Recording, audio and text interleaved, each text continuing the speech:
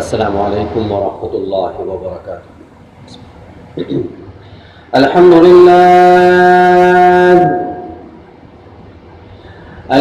للہ نحمده ونستعینه ونستغفره ونؤمن به ونتوکل علیہ ونعوذ باللہ من شرور انفسنا ومن سیئات اعمالنا، من يهده الله فلا مضل له ومن يضلله فلا هادي له، ونشهد أن لا إله إلا الله وحده لا شريك له، ونشهد أن سيدنا ومولانا ومكينا ومدنينا وسراجنا ومنيرنا وحبيبنا وحبيب طبيب قلوبنا، وصلى الله تعالى على خير خلقه محمد وعلى آله وأصحابه أجمعين. أما بعد، فأعوذ بالله من الشيطان الرجيم. بسم الله الرحمن الرحيم. واذكر اسم ربك وتبتل إليه تبتيلا. وقال رسول الله صلى الله عليه وسلم: ذكر الله شفاء القلوب.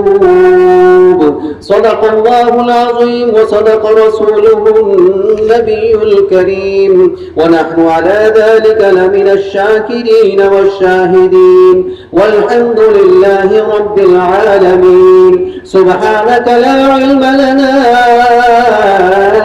إلا ما علمتنا إنك أنت العليم الحكيم. رب اشرح لي صدري ويسر لي أمري واحلل عقدة من لساني يفقه قولي. رب زدني علما وارزقني فهما. إن الله وملائكته يصلون على النبي يا أيها الذين آمنوا صلوا عليه وسلموا تسليما. اللهم صل على محمد وعلى آل محمد كما صليت على إبراهيم وعلى آل إبراهيم إنك حميد مجيد. اللهم بارك على محمد وعلى آل محمد كما باركت على إبراهيم وعلى آل إبراهيم إنك حميد مجيد. انتہائی قابل صد عزت و تکریم میرے بزرگوں، نوجوان دوستوں، صاحب و ساتھیوں، آپ حضرات کے سامنے اللہ رب العزت کی لارب کتاب ہدایت کتاب مقدس میں سے سورہ المزمل کی آیت نمبر 8 کی تلاوت کی ہے، اور فرامین نبوت میں سے جناب محمد رسول اللہ صلی اللہ علیہ وسلم کے فرامین میں سے ایک فرمان مبارک تلاوت کیا ہے۔ اللہ رب العزت کی بارگاہ میں دعا ہے کہ اللہ تبارک و تعالیٰ مجھے اس آیت کریمہ کی روشنی میں اور حضور علیہ السلام کے اس فرمان مبارک کی روشنی میں حق اور سچ بیان کرنے کی توفیق نصیب فرمائے، اور پھر ہم سب کو اس پر عمل کرنا آسان فرمائے۔ یہ بات میں اور آپ جانتے ہیں کہ جس چیز کا جتنا زیادہ تذکرہ شروع کر دیں اتنا ہی اس چیز کو پانے کو جی چاہتا ہے، اس چیز کو حاصل کرنے کو جی چاہتا ہے۔ مثال کے طور پر اگر ایک دن کوئی تذکرہ کر دے کسی پھل کے حوالے سے کہ پائن ایپل کا پھل کیسا ہے، اور دوسرے دن پھر یہ تذکرہ ہو جائے اور اس کے جو فائدے ہیں وہ بیان ہونے شروع ہو جائیں، تیسرے دن پھر تذکرہ ہو کسی بھی حوالے سے، چوتھے دن پھر تذکرہ ہو، تو اس تذکرے سے اس پھل کی محبت فطری طور پہ انسان کے اندر پیدا ہوگی کہ میں دیکھوں تو صحیح، استعمال تو کروں کہ اس کا ذائقہ کیسا ہے اور اس کے اندر کیا فوائد ہیں، اسی طریقے سے جو لوگ اللہ تبارک و تعالیٰ کا ذکر کرتے ہیں پھر ان کو وہ چیز نصیب ہو جایا کرتی ہے. اور ذکر کرنے کے جو فوائد ہیں وہاں تو یوں تو بے شمار ہیں، لیکن دو بڑے فائدے ہیں. دو بڑے فائدے وہ کیا؟ وہ یہ ہے کہ ایک تو ذکر کرنے سے فکر کی گندگی دور ہو جاتی ہے. اللہ کے ذکر کرنے سے، قرآن کی تلاوت کرنے سے، درود شریف پڑھنے سے فکر کی گندگی دور ہو جاتی ہے اور اللہ کی معرفت نصیب ہونا شروع ہو جاتی ہے. اللہ رب العزت کی معرفت نصیب ہونا شروع ہو جاتی ہے، اللہ کا تعلق حاصل ہونا شروع ہو جاتا ہے. اور پھر اللہ کے حبیب محمد عربی صلی اللہ علیہ وسلم نے جو یہ ارشاد فرمایا کہ ذکر اللہ شفاء القلوب، ذکر کیا کرو. کیوں؟ شفاء القلوب، یہ شفا ہے دلوں کا. دلوں کی شفا کیا ہے؟ اللہ کا ذکر ہے. اب انسان دو چیزوں کا مرکب ہے، ایک اس کا جسم ہے اور ایک اس کی روح ہے. جسم بیمار ہوتا ہے تو ہم کہاں جاتے ہیں؟ ڈاکٹر کے پاس، میڈیسن کے لیے، علاج کے لیے.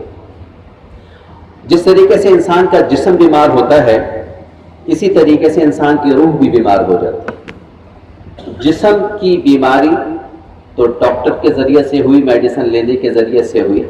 اب جب روح بیمار ہوئی تو پھر کیا کیا جائے؟ روح جب بیمار ہو جائے تو اس کا بھی علاج ہے، اور اس کا علاج کیا ہے؟ ذکر اللہ، اللہ کا ذکر ہے. اللہ تبارک و تعالیٰ نے اس آیت کریمہ میں جو میں نے پڑھی ہے وَاذْكُرِ اسْمَ رَبِّكَ وَتَبَتَّلْ إِلَيْهِ تَبْتِيلًا، یہ جو بات ارشاد فرمائی ہے وَاذْكُرِ اسْمَ رَبِّكَ، یہ امر کا صیغہ ہے. امر کا صیغہ کا مطلب یہ ہے کہ یہاں پہ حکم دیا جا رہا ہے. یہاں پہ وَاذْكُرِ اسْمَ رَبِّكَ حکم دیا جا رہا ہے کہ اپنے رب کا حکم کرو. کس کا حکم کرو؟ کس کا ذکر کرو؟ اپنے رب کا ذکر کرو. اب رب کا ذکر کرنے کا کیا مطلب ہے؟ جب ہم رب کے ذکر کی بات کریں گے تو رب کا کیا نام ہے؟ اللہ. اللہ تبارک و تعالیٰ کے یوں تو بہت سارے صفاتی نام ہیں، لیکن ایک نام ایسا ہے جو ذاتی نام ہے. وہ کون سا ہے؟ اللہ. سب کہتے ہیں محبت سے، ایک مرتبہ اور بلند آواز سے، ایک مرتبہ اور بلند آواز سے، اللہ. اللہ کا جو نام ہے یہ اللہ رب العزت کا ذاتی نام ہے. تو یہاں پہ کہا گیا وَاذْكُرِ اسْمَ رَبِّكَ، حکم دیا جا رہا ہے کہ اللہ کا ذکر کرو. وَتَبَتَّلْ إِلَيْهِ تَبْتِيلًا، اب ذکر تو کرنا ہے یا اللہ پاک. وَتَبَتَّلْ إِلَيْهِ تَبْتِيلًا، کتنی مقدار میں کریں، کتنا ذکر کریں، کیا کوانٹٹی ہو اس کی؟ تو اس کا جواب یہ ہے کہ اس مقدار میں، اس کوانٹٹی میں آپ کا ذکر ہو کہ مخلوق سے کٹ جاؤ اور رب کی طرف جوڑ جاؤ. مخلوق سے کٹ جاؤ اور دل رب کی طرف جڑ جائے، یعنی کہ مخلوق سے انقطاع ہو جائے اور اللہ تبارک و تعالیٰ کے ساتھ وصل پیدا ہو جائے، ایک تعلق پیدا ہو جائے. یہ ہے ذکر کی کثرت کا مطلب. اور یہ بات میں اور آپ اچھی طریقے سے جانتے ہیں، جب انسان کوئی بیماری آتی ہے، کوئی بخار ہوتا ہے یا کوئی اور بیماری ہوتی ہے تو ہم فوراً ڈاکٹر کی طرف رجوع کرتے ہیں. اب جب ڈاکٹر پرسکرپشن لکھتا ہے اور اس کے ساتھ وہ جو اس نے میڈیسن لکھی ہے وہ اس کی کوانٹٹی بھی لکھتا ہے کہ یہ دوائی دن میں کتنی مرتبہ کھانی ہے، یہ دوائی دن میں کتنی مرتبہ کھانی ہے، یہ دوائی 3 مرتبہ کھانی ہے، 2 مرتبہ کھانی ہے یا 1 مرتبہ کھانی ہے. اب دوائی کی مقدار کا صحت کے ساتھ بڑا تعلق ہے. دوائی کی مقدار کا صحت کے ساتھ بڑا تعلق ہے. اگر وہ دوائی دن میں 3 مرتبہ کھانی تھی اور کوئی آدمی تیسرے دن کھائے، ایک دوائی دن میں 3 مرتبہ کھانی تھی اور وہ اپنی مرضی کرے اور وہ اس طریقے سے نہ کھائے بلکہ تیسرے دن جا کر کھائے، تو کیا خیال ہے اس کو شفا ہو جائے گی؟ عقل کیا کہتی ہے کہ نہیں ہوگی، اس لیے کہ اس نے جو ڈاکٹر کی پرسکرپشن تھی اس کے مطابق عمل نہیں کیا. اب اللہ کا ذکر، اس کی بھی ایک کوانٹٹی ہے، اس کی بھی ایک مقدار ہے، اور اس مقدار تک پہنچنے کے لیے انسان کو محنت کرنی پڑے گی، مجاہدہ کرنا پڑے گا، کوشش کرنی پڑے گی. جب وہ اس کوشش میں کرتے کرتے اسٹیج پہ پہنچ جائے گا تو پھر وہ ذکر جو ہے وہ اس کی روحانی ترقی کا سبب بن جائے گا. اس کی روحانی ترقی کا سبب بن جائے گا اور اس کو روحانی طور سے شفا ملنی شروع ہو جائے گی۔ اور یہ بات میں اور آپ اچھی طریقے سے جانتے ہیں کہ جب کسی بڑے آدمی سے ملنا ہو تو انتظار بھی زیادہ کرنا پڑتا ہے۔ کسی وزیر سے ملنا ہو، مشیر سے ملنا ہو تو انتظار گھنٹوں کرنا پڑتا ہے۔ تو اللہ رب العزت بڑوں کا بڑا ہے، اللہ سے تعلق بنانے کے لیے ذکر کی مقدار کو بھی بڑھانا پڑے گا۔ اللہ سے تعلق کو بنانے کے لیے، اللہ کو پانے کے لیے ذکر کی مقدار کو بڑھانا پڑے گا، یعنی ٹائم زیادہ دینا پڑے گا، ٹائم زیادہ دینا پڑے گا۔ جتنا جتنا انسان اللہ کی طرف متوجہ ہونا شروع ہو جاتا ہے اتنا اتنا اللہ کی رحمتیں اس کی طرف آنا شروع ہو جاتی ہیں۔ ہمارے پہنچنے میں دیر ضرور ہو سکتی ہے، اللہ کے راضی ہونے میں دیر نہیں ہے، اللہ کے راضی ہونے میں دیر نہیں ہے۔ اور بہت بڑے بزرگ گزرے حضرت مدنی رحمۃ اللہ علیہ، انہوں نے بڑی پیاری بات لکھی ہے۔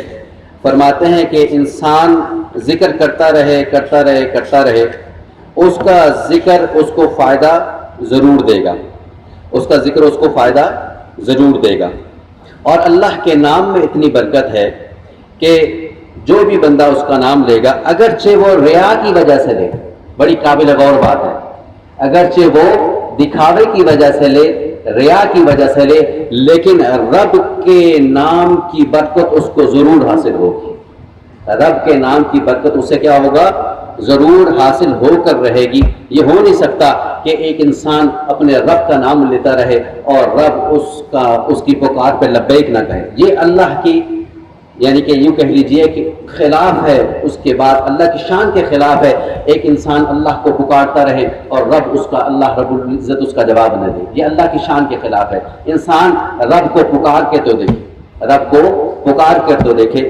انسان جیسے ہی اپنے رب کا نام لیتا ہے اللہ کی رحمت متوجہ ہونی شروع ہو جاتی ہے۔ تو کہنے کا مقصد یہ ہے کہ اللہ تبارک و تعالیٰ نے جہاں پہ یہ بات ارشاد فرمائی ہے، اذکروا اللہ ذکرا کثیرا، اے بندو میرا ذکر کثرت سے کیا کرو۔ جب کثرت سے ذکر کرنے کی بات آئی تو پھر اس کے فوائد کی بات آئی۔ جب فوائد کی بات آئی، دو بنیادی فائدے حاصل ہوئے۔ وہ کیا کہ ایک تو فکر کی گندگی دور ہو جاتی ہے، انسان کی سوچ میں جو گندے خیالات ہیں اللہ رب العزت ذکر کی برکت سے ان کو دور کر دیتا ہے۔ اور پھر کیا ہوتا ہے؟ اللہ کا تعلق مل جاتا ہے، اللہ کا وصل حاصل ہونا اس کو شروع ہو جاتا ہے۔ اللہ تعالیٰ سے دعا ہے کہ اللہ تبارک و تعالیٰ ہمیں اس کی فکر عطا فرمائے اور ذکر اللہ کرنے کی زیادہ سے زیادہ توفیق عطا فرمائے۔